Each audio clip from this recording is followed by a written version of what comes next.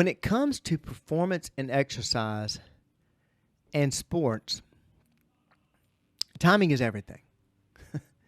And not just in terms of training schedules and tactics, but nutrition obviously plays a critical role in your performance. And the timing of nutrient intake can significantly impact the body's ability to perform and recover.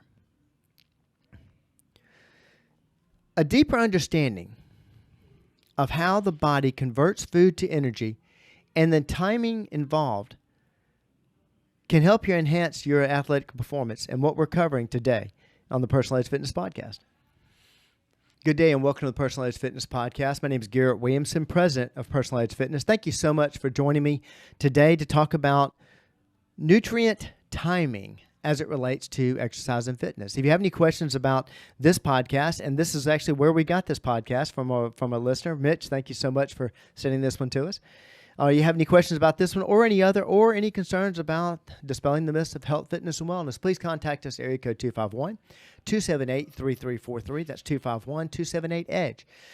You can also reach out to me at my email address, which is Garrett, Garrett, at personalizedfitness.com. That is also our website and our Facebook page, Personalized Fitness.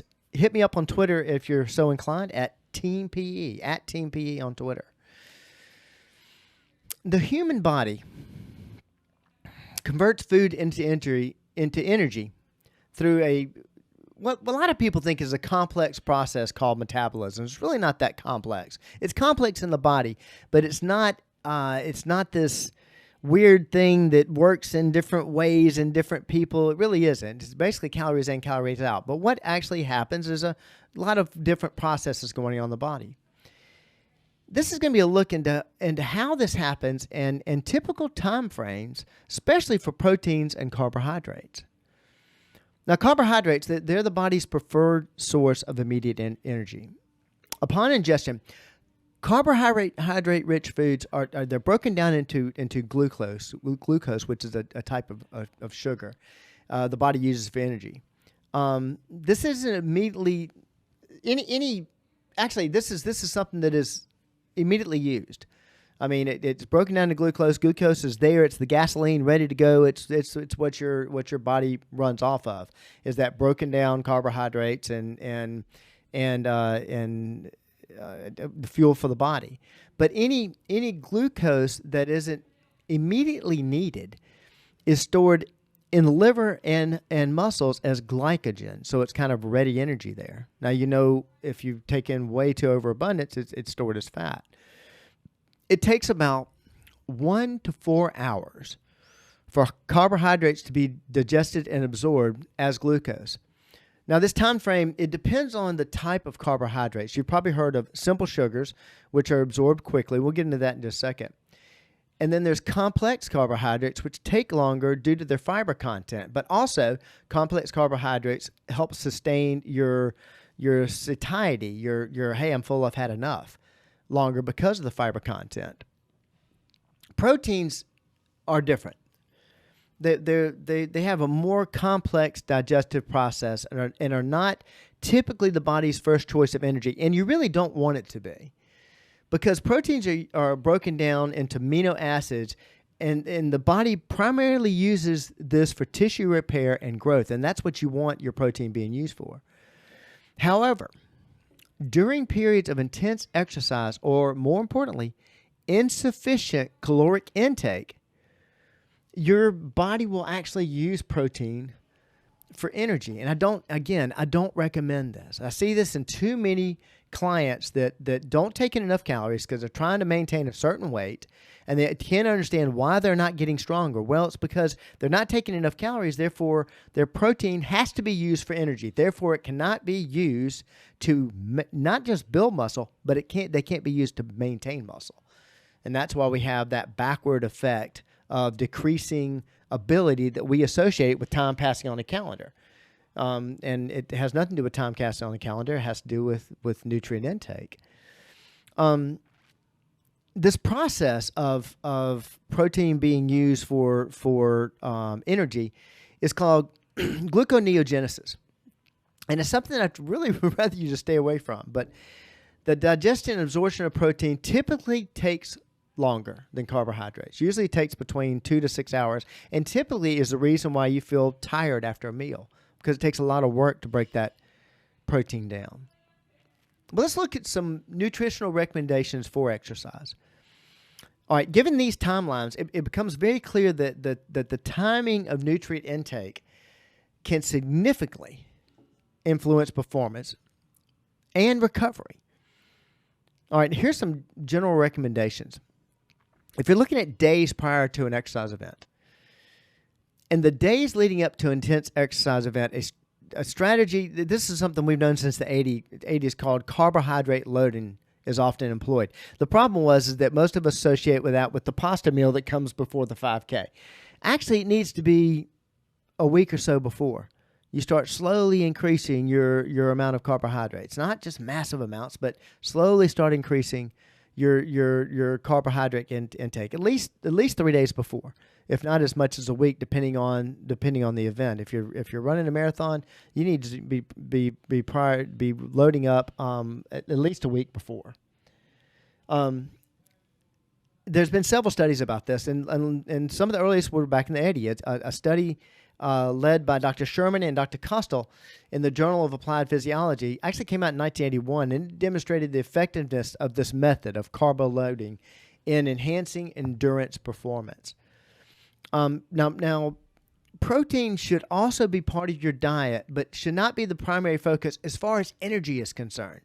Now, you still want to take in protein. You don't want to 86 your protein because you want to be able to maintain muscle, if not build muscle, at least maintain it. Remember, your body's going through that systems check on a daily basis, and it's looking at repairing the muscle. Even though, I didn't do a workout, I didn't break any muscle down.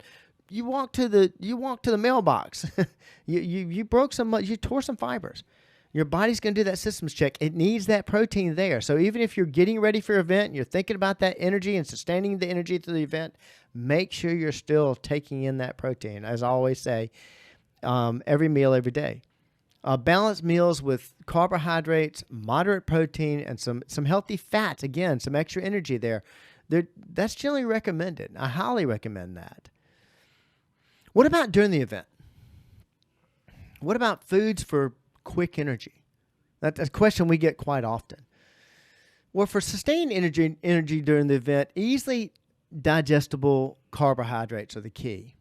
Now, according to a study published in the Journal of Sports Sciences in 2011 by a gentleman by the name of Dr. Jukendrup, said that consuming carbohydrates during exercise can improve endurance performance, and he recommended foods like bananas, raisins, or energy gels. And another one I recommend, if you like the all-natural approach, are dates. They are a tremendous amount of energy. I know of exercisers that take dates in prior to a workout, just 2 or 3 dates, and that's all they have, just to get them enough energy to get through the workout. Highly recommend that. And of course, the energy gels. There's tons of them on the market. There's some that are my favorite, but I don't even mention them. The reason being is that you may have a favorite, and generally most of those gels are if they're from a reputable company, Hammer Nutrition, Power Bar, these companies. There's several more. That's not a bad way to go, and it's also really easy and acceptable. It's accessible, but don't discount those natural ones. I mean, bananas is one of the best. You also have the potassium in there in case you're prone to cramp. Recent research continues to underline the importance of carbohydrate intake for endurance performance. So not just ones from the studies from the 80s and 2012, but a 2020 study by a team led by Dr. Impey in the Journal of Applied Physiology demonstrated that even short-term increased carbohydrate intake could improve performance. And I think most everybody knows this, but you'd be kind of surprised. 2 Summer Olympics ago, the U.S. had the top female mountain biker.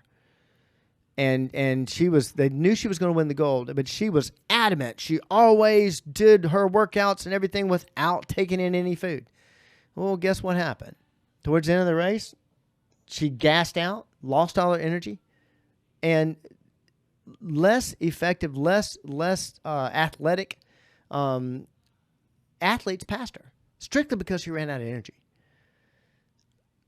For protein now, a 2017 study reviewed by Dr. Thomas and his colleagues in the Journal of International Society of Sports Nutrition emphasized the importance of protein intake, not just for recovery, but also for adaptations to training. Or what were they talking about there?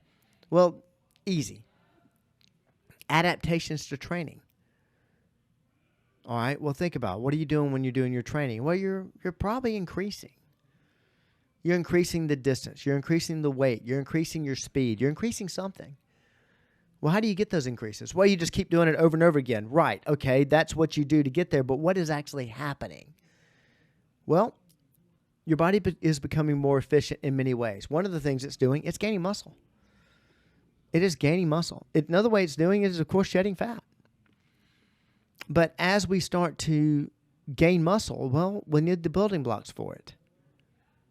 So when they're talking about increasing adaptations to training, they're talking about having, first and foremost, the adequate number of calories. Remember what I said earlier.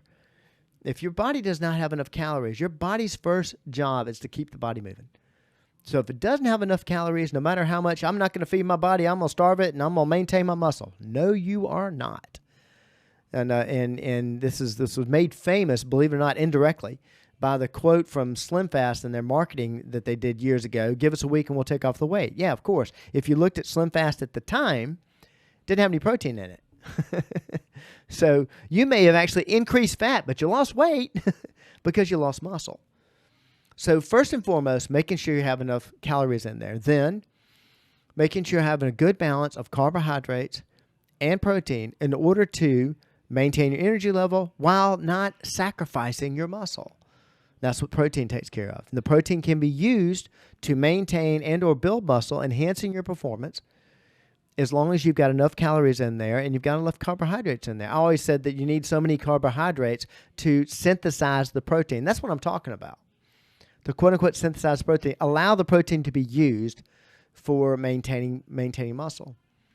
So the carbohydrate loading that we talked about for years in the 80s, it's still a good thing. The practice of it, like many things, like I use Olympic lifting all the time. Lifting is tremendous, a fantastic practice. The ergonomics to correct Olympic lifting are things that you do every single day. I love it when I have somebody come in and tell me that my doctor said that I should never squat again.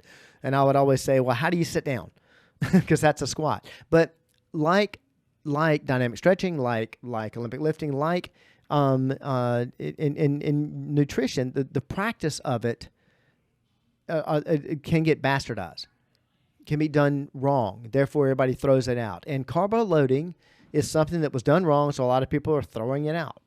No, carbo loading is still important. Just doing it over across a few days. If it's a longer event, you're doing a marathon, you're doing an Ironman, you're doing maybe you're playing tennis, and you've got a tournament, and you're going to be playing a couple matches that day.